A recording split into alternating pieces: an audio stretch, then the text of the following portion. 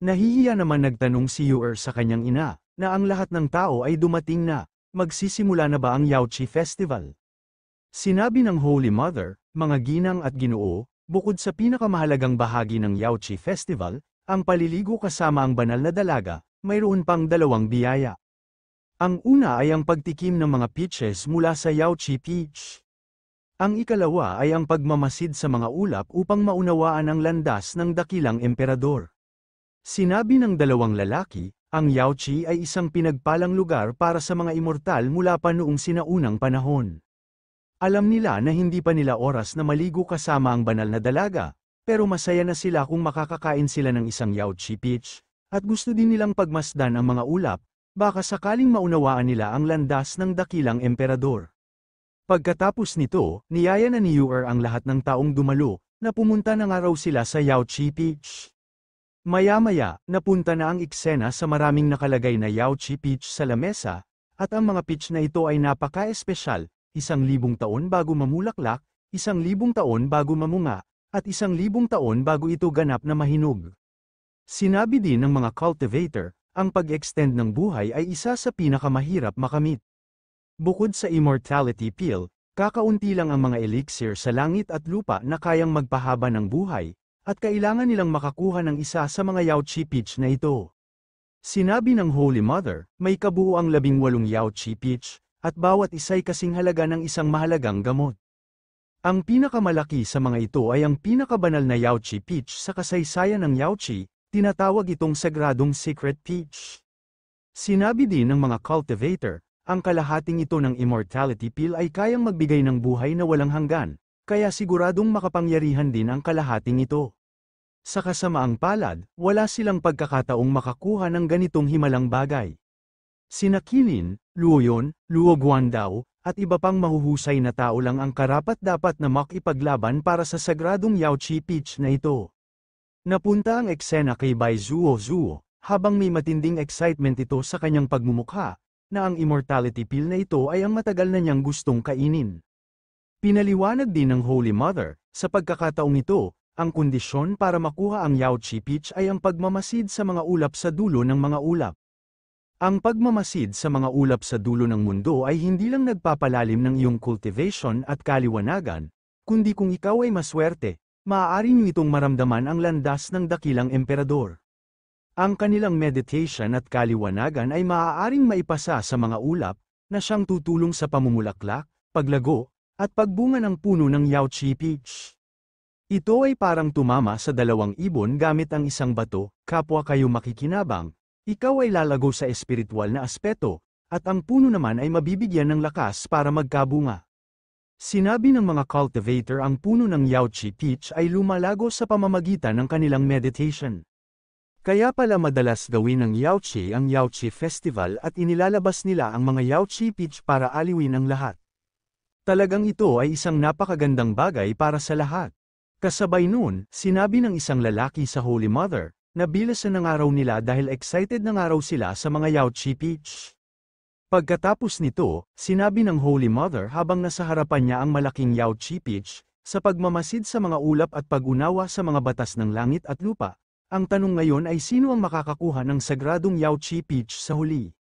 Ang makakakuha ng pinakamalaking sagradong Yaoqi Peach ay nakadepende sa dami ng mga taong tunay na nakakaunawa sa mga batas ng langit at lupa. Kinausap ni Qilin ang ating bida at sinabihan niya ito, na siya ang unang taong naglakas loob na maging ganyan kayabang sa harap niya, at narinig niya na isang basura lamang si Qin Shu, at hindi niya maintindihan kung bakit ipinadala pa siya ng Yuhua sect sa Yaoqi Festival.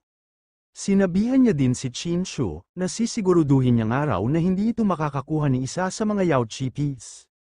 Wala naman pakialam ang ating bida sa sinabi ng hangal sa kanya, kaya tinignan niya lamang ito ng seryoso, at habang ang mga tao sa paligid nila tuloy lang sila sa pagmamaliit sa ating bida.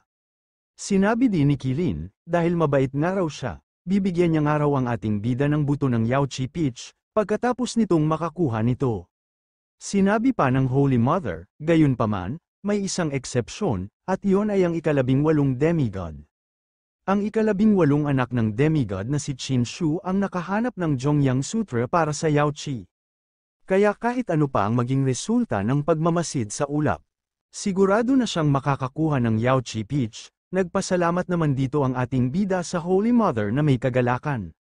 Pagkatapos nito, pinakita ni Chinshu ang isang Yaochi Peach kay Qilin para ipamukha dito ang mga pinagsasabi nito sa kanya, kaya dali-dali niyang kinain ang Yaochi Peach para painggitin ito. Hindi naman nakapagsalita dito si Qilin dahil kinain nito ang kanyang sinabi, at ang tanging nasabi na lamang nito, ay napakaswerte ng ating bida ngayon, at maghanda nga raw ito sa kanya mamaya. Nagsalita na dito ang tagapagsalita ng Yaochi Festival, na magsimula na nga raw silang panuorin ang mga ulap. Ngunit sa hindi inaasaang pangyayari, bigla na lamang nag-notification ng system ng ating bida, at wika ng kanyang system na nagtagumpay nga raw ang host sa pag-sign in sa mga ulap. Kaya laking pagtataka ni Chinshu dahil wala man lang itong naalala na may quest na ibinigay ng kanyang system sa kanya. Nagsalita naman dito si Yu-er na mag-ingat nga raw sila, dahil ang mga ulap ay iisa lamang na hangin na kayang magdulot ng matinding pinsala kahit sa mga Diyos, kapag sila'y nadikit dito, tiyak na masasaktan ng husto o maaaring mamatay, kaya't lahat ay dapat magmasid lamang sa ulap at huwag itong hawakan, maliban na lamang kung may isang tunay na naliwanagan at tinahak ang landas ng dakilang emperador, siya lamang ang maaaring lumapit sa ulap at pagmasdan ito sa unahan. Ngunit ang ganitong pagkakataon ay halos hindi na umiiral.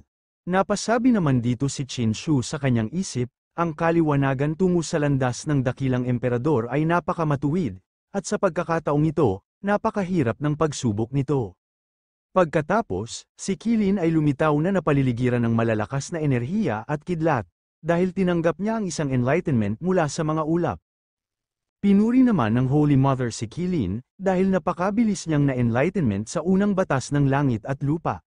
Sabi ni Qilin, ang ating bidang araw ay napakahusay magsalita, sana'y kasing lakas din ang sa kanya ang kanyang pananalita ng kanyang kapangyarihan, huwag niya sanang hayaang pagtawanan siya ng mga tao. Kasunod nun, na-enlightenment na din si Luoyo ng unang batas ng langit at lupa, kaya binati siya ng Holy Mother sa kanyang nagawa. Kasabay nito, nag-enlightenment na din si Luo Guandao, ngunit mas mataas ang antas nito kumpara sa kanila. Kaya namamanghang sinabi ng mga lalaki na ang antas ng enlightenment ni Luo Guandao ay nasa pangatlong batas ng langit at lupa. Si Luo Guandao ng pamilyang Luo, gaya ng inaasahan, ay isang likas na katawan ng Dawista, ang kanyang pag-unawa sa mga bentahe ng batas ng langit at lupa ay walang kapantay.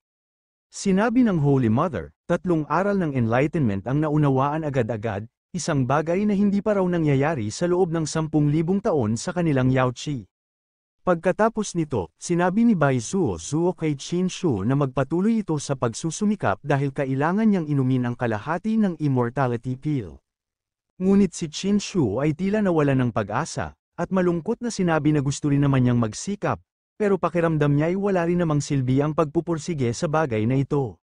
At sa isip ni Chinshu, sinabi niyang kakadating lang niya sa mundong ito, kaya hindi pa niya lubos na nauunawaan ang mga bagay, lalo na ang mga batas ng langit at lupa. Pakiramdam niya ay imposibleng makipagsabayan sa mga taong dito na ipinanganak at nasanay na sa pagsasanay mula pagkabata, kaya iniisip niyang malamang ay mabibigo siya. Nagreklamo si Bai Zuo, at sinabihan niya ang ating bida na hindi sapat na gwapo lang si Chinshu kung wala rin naman itong silbi. Nainis naman dito ang ating bida, kaya sinabihan niya si Bai Zuo na siya na nga raw ang kumuha ng enlightenment, tutal napakagaling nga raw nito. Hindi naman tumutol dito si Bai Zuo, kumbaga masaya itong sumang-ayon sa ating bida dahil may kumpiyansa itong siya ang makakakuha ng pinakamataas na antas. Kasabay nito, nagsimula na si Bai Zuo sa pag-enlightenment. Ngunit ang sabi ng mga cultivator, habang may napapansin ang mga ito, biglang may isa pang tao na naging enlightened. Nagtataka sila kung sino yon, lalo na't nakatakip pa ang mukha ng babae ng belo. Isa sa kanila ang nagsabing baka kasambahay lang siya ni Chinshu, ang 18 anak ng demigod, pero nagulat sila dahil napakalakas nito, hindi nila inaasahan na ang isang katulong ay ganito kalakas, maging si Chinshu, ang ating bida, ay labis na namangha dahil hindi niya inaasahan na ganito pala katalentado si Bai Zuo. Makalipas ang ilang sandali, dito, ipinakita na nagawa ni Bai Zuo na maunawaan ang 3 batas ng sabay-sabay, na halos pumapantay na sa kakayahan ni Luo Guandao. Nagtataka ang mga nanunood kung paano naging kasambahay lang si Bai Zuo ng 18 anak ng demigod, gayong napakalakas at napakaganda niya. Paano nga ba nangyari na ang isang tila immortal beauty ay nagsisilbi lang sa isang tagapagmana na hindi naman kapansin-pansin ang talento? Pagkatapos nito, tinatawag ni Chinshu si Kilin para ito ay asarin. Ngunit hindi naman ito pinansin ni Kilin dahil ayaw niyang mapahiya sa ating bida, kaya tinignan niya na lamang si Bai Zuo ng mabuti, at sabi nito habang pinagmamasdan niya si Bai Zuo na kung sino nga raw ang babaeng ito. Pinuri niya din ito na napakagaling niya, tila isang kamanghamanghang biyaya para sa mundong ito, pero bakit parang pamilyar ito sa kanya? Pagkatapos, ipinahayag ni Chinshu na ipauubaya niya kay Bai Zuo ang laban, para hindi masabi ng iba na inaapi lang niya ang mga kalaban. Hindi matanggap ni Kilin na matatalo lamang siya ng isang katulong, kaya napagdesisyonan na niya na gamitin ang isang pills. Sumigaw naman dito ang isang lalaki na ang hawak ni Kilin ay isang enlightenment pill. Hindi lang ito basta ordinaryong bersyon, ginto ang kalidad, na kayang pabilisin ng libu-libong beses ang pagkamit ng enlightenment sa loob ng maikling panahon. Dahil dito, lalo silang humanga sa tinaguriang Kilin Saint, sapagkat hindi pangkaraniwan ang pagkakaroon ng ganitong napakamakapangyarihang kayamanan. Ngunit kabaliktaran ng iba, dahil iniisip nila ay nang dadaya ito sa kompetisyon. Wala naman pakialam si Kilin sa kanilang mga pinagsasabi, kaya sinabihan niya ang mga cultivator, na kung kaya nilang inumin ito ng walang problema, inumin nga raw nila ito kung meron sila, at hindi nga raw siya makikialam. Maririnig sa mga cultivator ang pag-uusap tungkol sa Golden Quality Enlightenment pill na hawak ni Kilin, sabi ng isa, gusto niya rin sanang kainin ng ganyang pills, ngunit wala itong kakayahan na makabili nito, sagot naman ng isa, na napakamahal ng pill ng enlightenment, at tanging lahi tulad ng Kilin ang may kakayahang makabili nito. May isa pang nagsabi na kahit magtrabaho sila ng 10 buhay, hindi pa rin sapat para makabili ng isang piraso. Kasunod nito, ininom na ni Kilin ang Golden Quality Enlightenment pill, kaya sa mabilis na paraan tumaas ang kanyang antas sa enlightenment. Lumipat ang eksena kay Luoyon, habang naiinis itong nagsalita kay Kilin, na wala nga raw itong kwenta dahil gumagamit lamang ito ng isang pandaraya, kaya sinabihan na niya si Luoguan daw, at sinabing huwag na nitong itago ang kanyang lakas bilang isang innate daw, dapat lang daw na ipakita na niya ang kanyang supreme physique. Pinagpawisan naman sinabi ni Luoguan daw at nasanay magpakababa naman si Luoyon, pero sagot ng kapatid niyang si Luoyon na wala na nga raw silang iba pang paraan, kundi ang gawin ito. Wala nang nagawa dito si Luoguan daw kundi ang sumang-ayon sa kanyang kapatid. Pagkatapos nito, pinikit na ni Luoguan daw ang kanyang mga mata, at noong pagmulat nito, bigla na lamang sumiglab ang kanyang tunay na lakas, at dahil dito umangat na ang antas niya sa enlightenment. Kasabay noon, nagsalita si Yu-er, kalahating oras bago ang pagtatapos ng panunood ng ulap, nag-enlightenment si Luoguan daw sa 6 na batas ng langit at lupa, si Kilin ay nasa antas ng 5, pati si Bai Zuo at si Luoyon.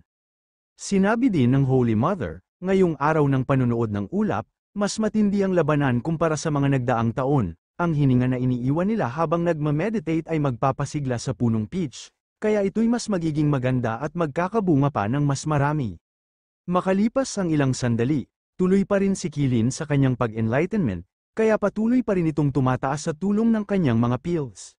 Sinabi ni Luoyon sa kanyang kapatid, na bagay ito sa kanya at tiyak na magiging number 1 siya dahil sa kanyang supreme physique, pero walang gana si Luoguan daw at ayaw niya ng sacred peach. Sabi ni Luoguan daw, nakakapagod ang pagtitig sa ulap, mas gusto pa niyang matulog para makapag-ipon ng lakas sa pag-breakthrough ng realm. Naiinis na si Luoyon at sinabing napapasama na raw si Guan daw dahil kay Chinshu. Pinuri ni Chinshu si Bai Zuo sa kanyang ginagawa, dahil bumabangon na ulit si Kilin, sagot naman ni Bai Zuo, baka daw lalo pa siyang magsipag at matakot ang lahat sa kanya.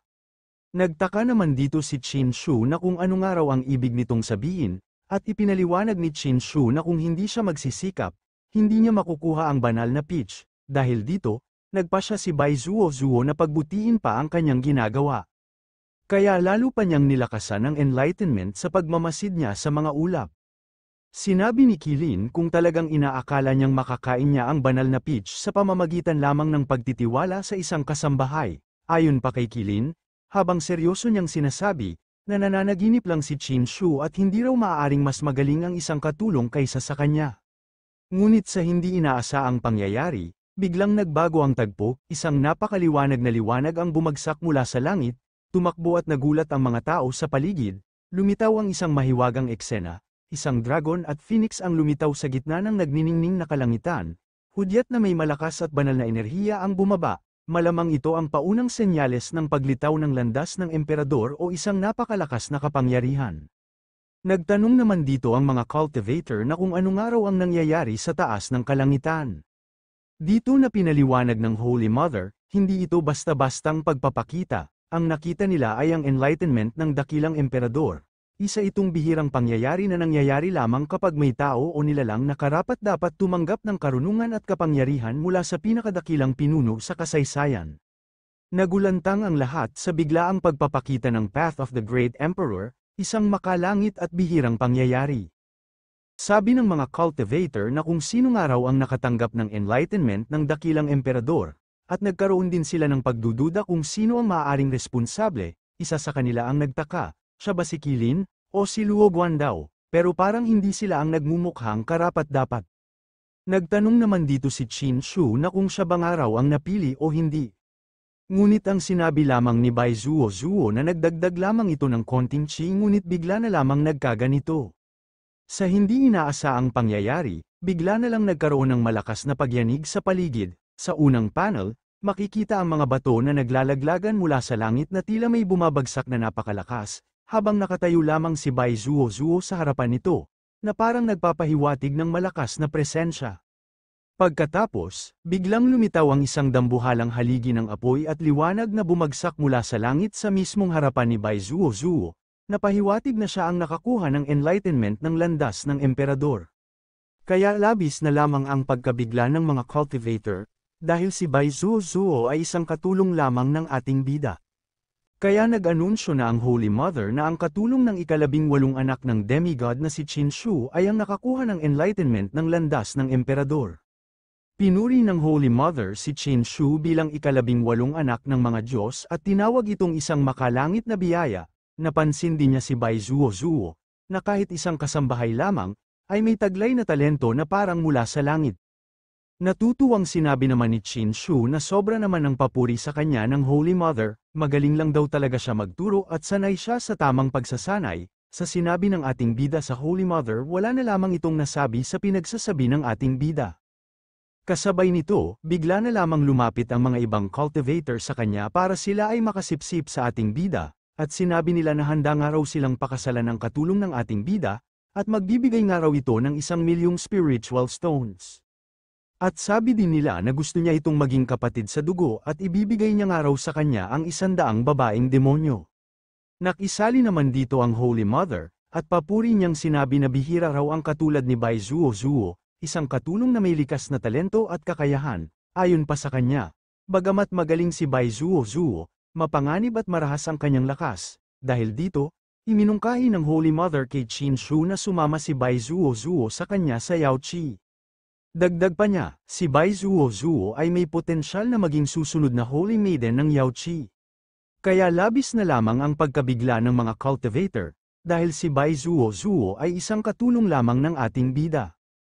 Nagtanong si Qin Shu kay Bai Zuo na kung ano nga raw ang sa tingin nito sa sinabi ng Holy Mother sa kanya, ngunit ang sinabi lamang ni Bai Zuo na gusto niya lamang ay ang matikman ng Secret Peach dito sa Yaoqi Festival.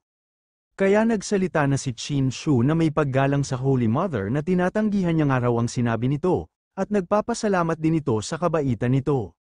Nagalit naman dito ang mga cultivator, dahil sinisira nga raw ng ating bida ang magandang hinaharap ni Bai Zuo.